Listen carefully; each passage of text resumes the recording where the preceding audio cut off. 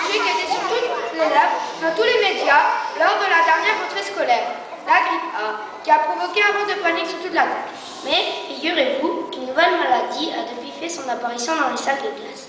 On ignore tout de cette maladie. Personne ne sait ni comment elle est apparue, ni comment s'en débarrasser.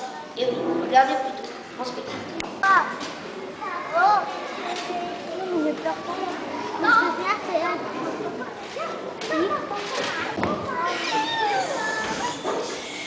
Bonjour Madame l'inspectrice. Bonjour Madame l'inspectrice. Eh bien voilà Madame l'inspectrice. Nous ne savons vraiment plus quoi faire. L'épidémie s'est encore répandue ces derniers jours. Les 50 ans que vous voyez là sont les salles qui restent debout. Salles qui restent sur les mains de toute la classe. Autrement dit, les trois quarts de tous élèves sont absents. C'est tout à fait inquiétant. Je me demande si nous ne devrions pas fermer cette école provisoirement. D'autant que rien n'indique que l'épidémie doit s'arrêter là. Oh, moi, je suis costaud, moi, c'est parce que je mange pas de vêtements. C'est un problème. Mon papa me dit souvent que je suis solide comme un roc.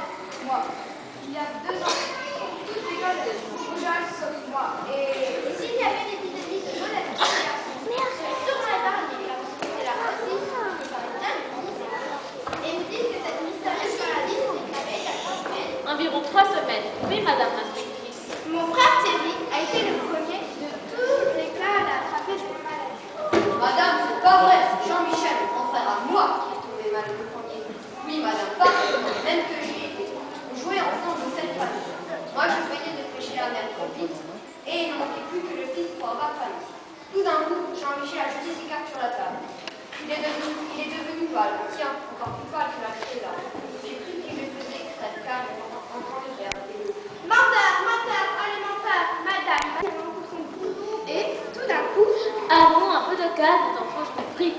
Je ne vois vraiment pas quel avantage vous trouvez d'avoir eu dans sa famille le premier malade de cette étrange série.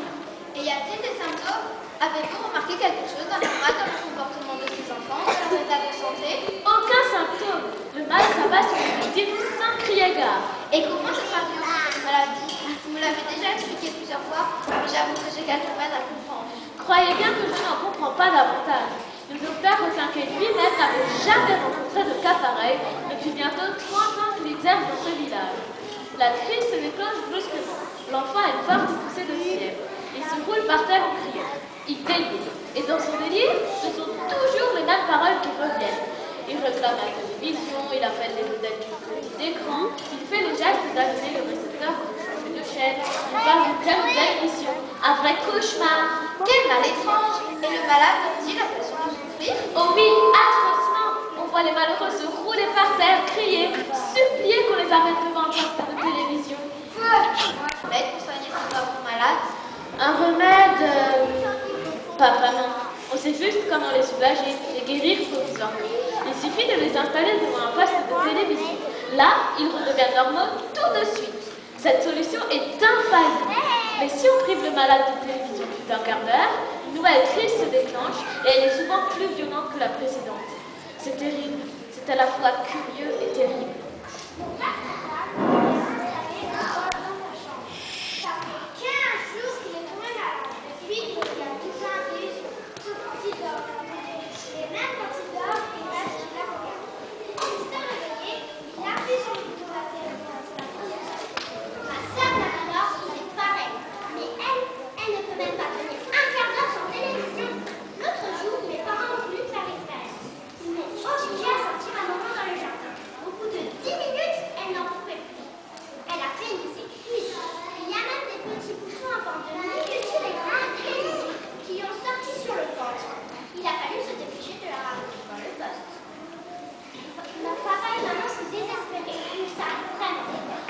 En définitive, voilà 15 jours et même davantage que les 3 quarts des enfants de cette commune ne vont plus à l'école et qui restent chez eux à regarder la télévision toute la journée.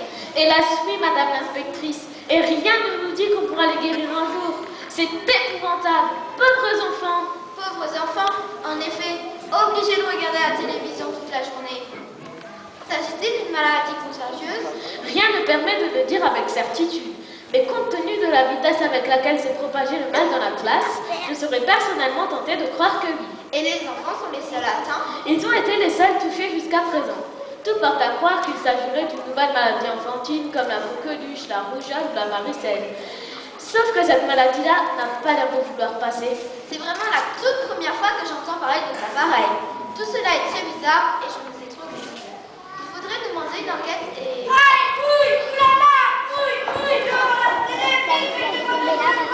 Ça y est, voilà Sébastien qui est frappé par le bif et ça s'entoure.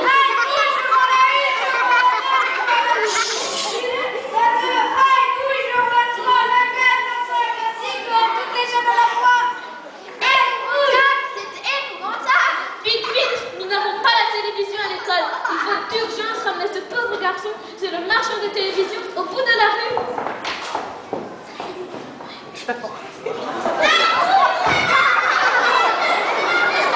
Les enfants, moi, je cours chercher le médecin. Il faut à tout prix calmer ces pauvres enfants.